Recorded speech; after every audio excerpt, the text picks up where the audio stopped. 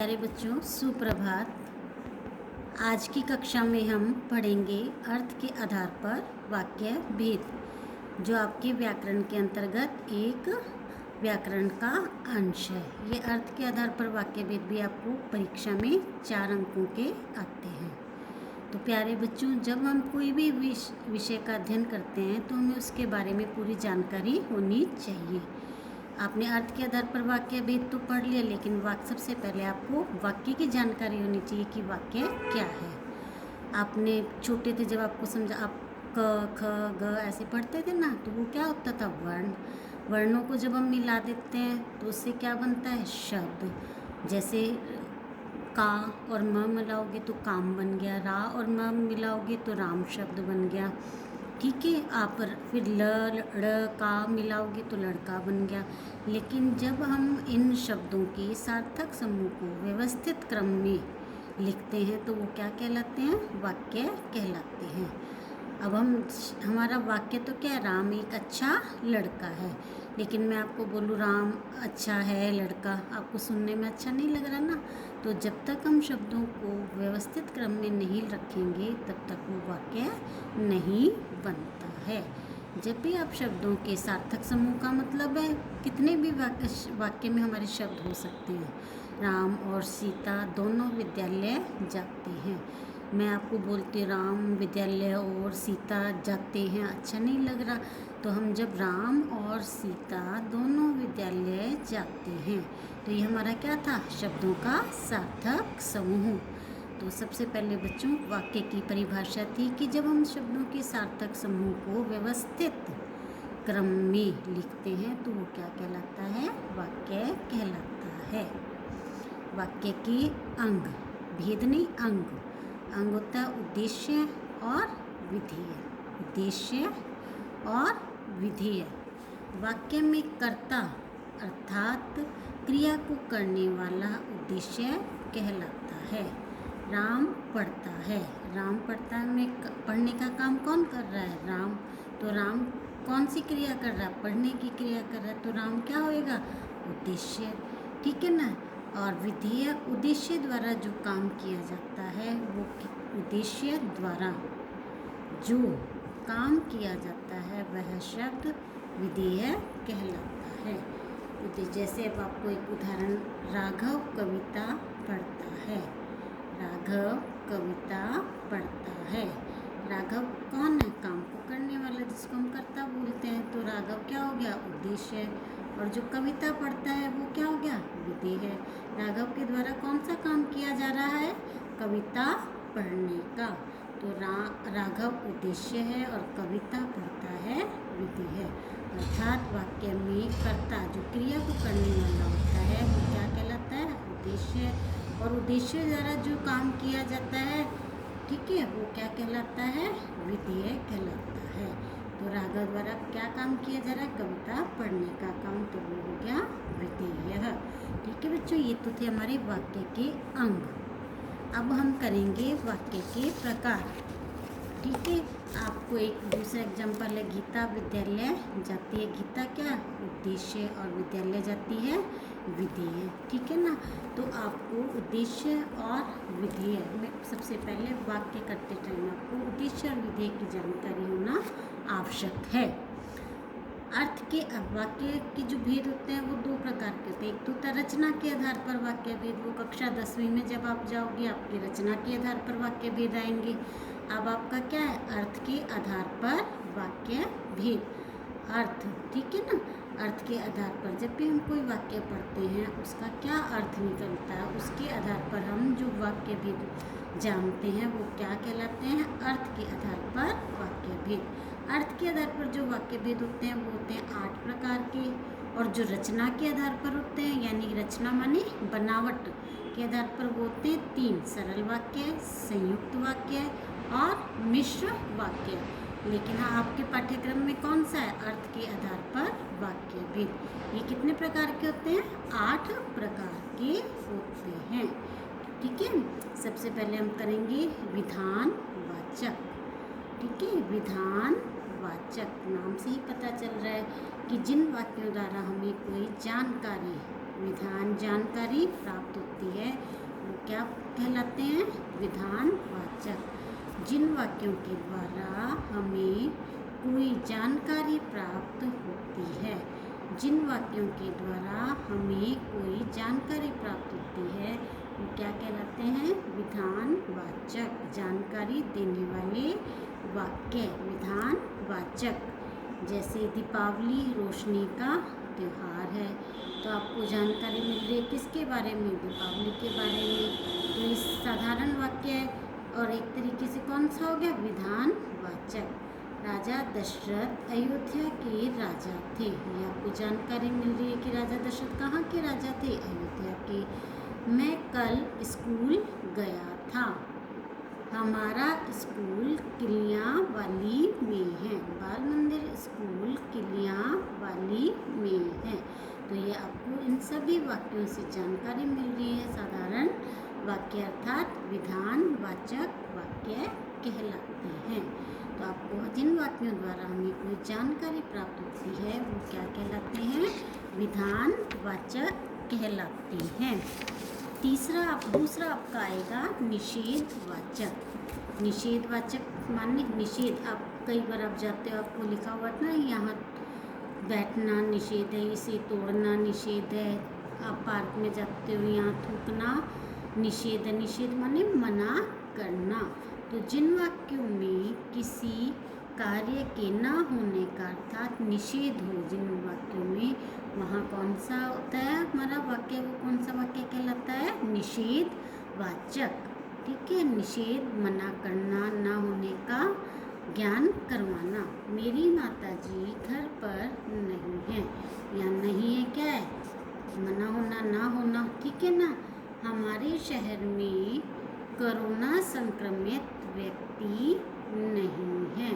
तो यहाँ जो ये नहीं है, ना होने का संकेत दे रहा है कि हमारे शहर डबवाली में कोई भी व्यक्ति कोरोना संक्रमित नहीं है। ठीक है। कई विद्यालयों में ऑनलाइन कक्षाएं नहीं चल रही हैं।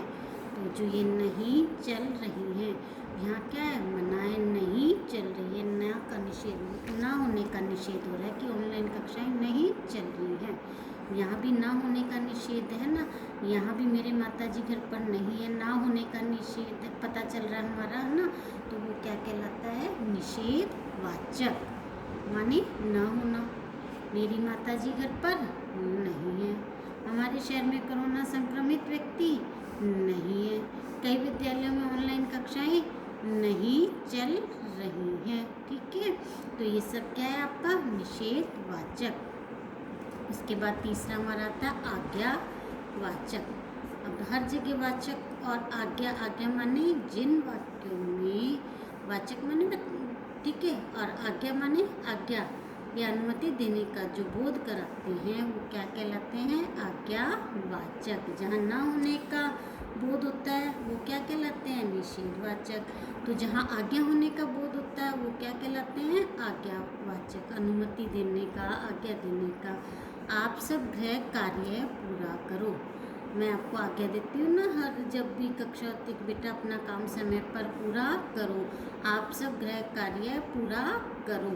बड़ों का कहना मानो। मैंने आपको आदेश दिया, बड़ों का कहना मानो। टीवी देखते हुए मत पढ़ो। ठीक है। मैंने आपको क्या आज्ञा दी है, क्या अनुमति दी है कि आपने टीवी देखते हुए पढ़ाई नहीं करनी है। तो ये आपका था आज्ञावाचक। तो आज ठीक है, आज हम कक्षाएं जो विस्तृत रूप में करेंगे, 2 कक्षाओं का एक साथ ही है हम। ठीक है। आगे का है हमारा विस्मयादिवाचक। आपको नाम से विस्मय माने आश्चर्य बताने वाले वाचक, आश्चर्य का बोध कराने वाला। अब वो आश्चर्य कैसा हो सकता है? खुशी का आश्चर्य प्रकट करने वाला भी हो सकता है, दुख का आश्चर्य प्रकट करने वाला भी हो सकता है। ठीक है ना। तो जिन वाक्यों में आश्चर्य, हर्ष, ठीक है, खुशी, शोक, दुख, घृणा, नफरत, ठीक है, आदि के भाव व्यक्त हों उन्हें विस्मयादिवाचक वाक्य कहते हैं। अब आप आहा वाह ऐसे बोलते हो, वाह आप इंग्लिश में बोलते व्हाट ए ग्रेट सरप्राइज है ना, तो जो आपका बोलने वाला वाह आ छी ये सब क्या होते हैं, विस्मयादि वाचक वाक्य बनाने वाले शब्द होते हैं। वाह बाल मंदिर का परिसर कितना सुंदर है।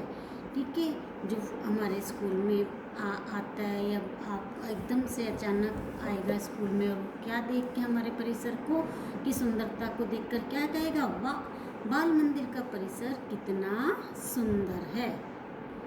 अब आपका परीक्षा परिणाम आता है और अब दो मित्र आपस में मिलते हो, अगर वो प्रथम आया होता है तो आप कहते अच्छा तुम कक्षा में प्रथम आए हो, अच्छा तुम कक्षा में प्रथम आए हो। तो वो जो आपका अच्छा बोलना है वो किसको प्रकट कर रहा है, आश्चर्य को। भाई तुम कक्षा में अच्छा तुम कक्षा में प्रथम आए हो। अब किसी मोहल्ले में गंदगी है और आप घर आके अपनी मम्मी को बताते हो छी उस मोहल्ले में कितनी गंदगी है। आप जाके और वहाँ आपको नफरत होगी, छी किसका प्रतीक है, घृणा का, छी उस मोहल्ले में कितनी गंदगी है। तो यहाँ आपका विस्मयादि वाचक यानी कि यहाँ हमारा घृणा का था, यहाँ हमारा क्या था, खुशी का था, यहाँ हमारा आश्चर्य का भाव प्रकट हो रहा था। तो हम और किसी का अगर शोक का प्रकट करना हो उसके साथ तो बहुत बुरा हुआ, उसकी रिपोर्ट कोरोना पॉजिटिव आई है, तो आप उस ओ को क्या दुख प्रकट करने के लिए प्रकट करते हो। ठीक है, अब हमारा है प्रश्नवाचक। प्रश्नवाचक को तो आपको पता ही लग रहा है, जिन वाक्यों से हमें प्रश्नों का बोध होता है, जिन वाक्यों में क्या, कौन, कब, कहाँ आदि का प्रयोग कर प्रश्न किया जाता है वहाँ प्रश्नवाचक वाक्य होते हैं।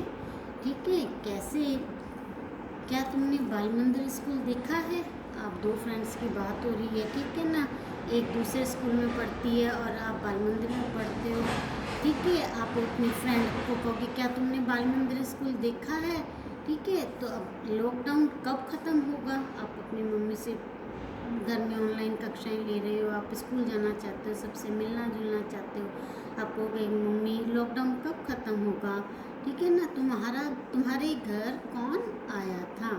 अगर हमें किसी को पूछना हो तो हम क्या पूछते हैं, तुम्हारे, अगर हमें पता ना हो कि उसके घर, हमें इतना पता उनके घर पर कोई आया था लेकिन ये नहीं पता कौन आया था, तो हम उसको क्या कहेंगे, तुम्हारे घर कौन आया था, यानी कि तुम्हारे घर पर कौन आया था। ये सब क्या है यहाँ, क्या, कब, कौन, तुम कहाँ गए थे, ये सब क्या है, प्रश्नवाचक वाक्य हैं।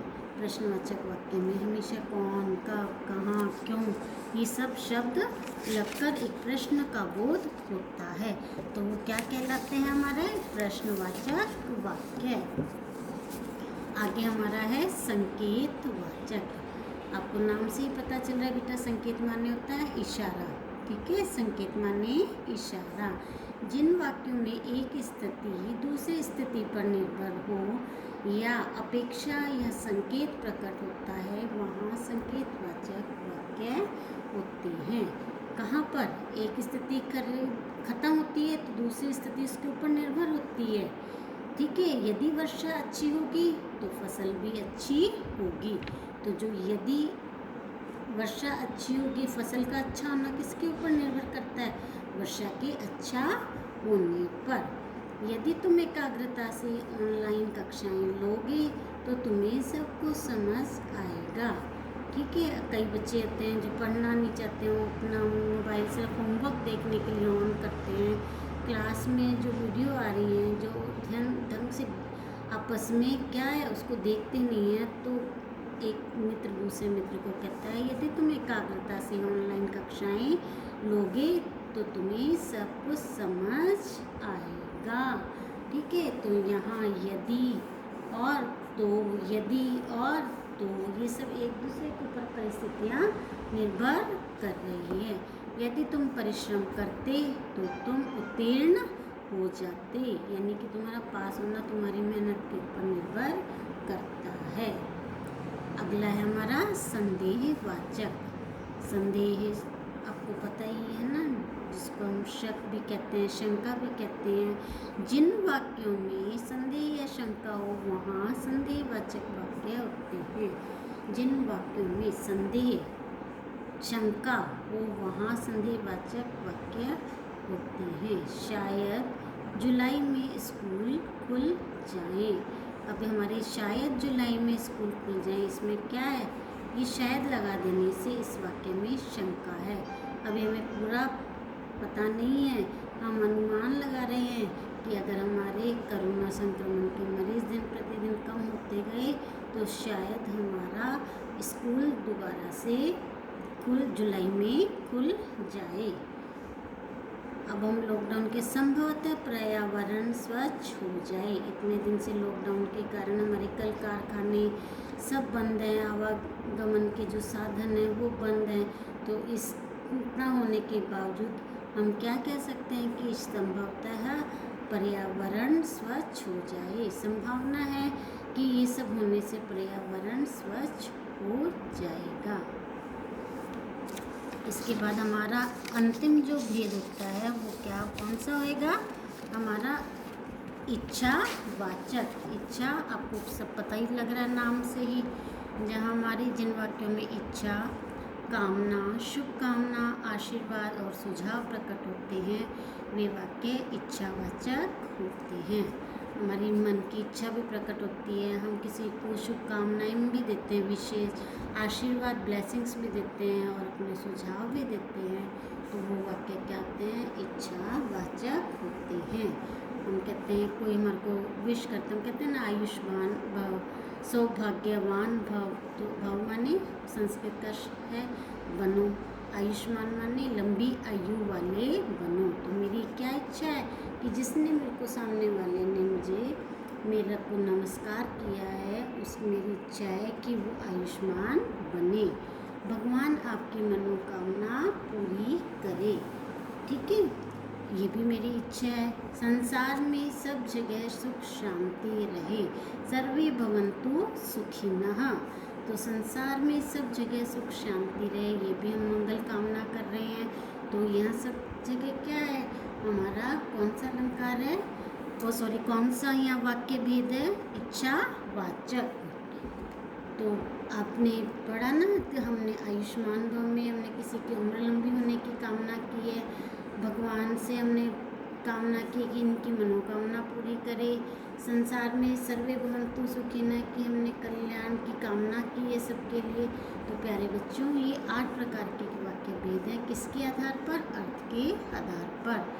आप सबने इनको धीरे धीरे एकाग्रता से समझकर और उदाहरण के साथ अभ्यासित करना है, यानी कि उदाहरण आपने और भी बनाने हैं और सभी उदाहरण के साथ आपने अभ्यास करके देखना है। अपने से हिंदी पुस्तिका पर नहीं लिखना है, लेकिन आप अभ्यास के लिए अपनी एक्टिविटी कॉपी बना लेना और उसमें आपने अभ्यास कर करके हर एक जो वाक्य भेद हैं उसके कम से कम अपने 3-3 उदाहरण जरूर लिखने हैं। धन्यवाद।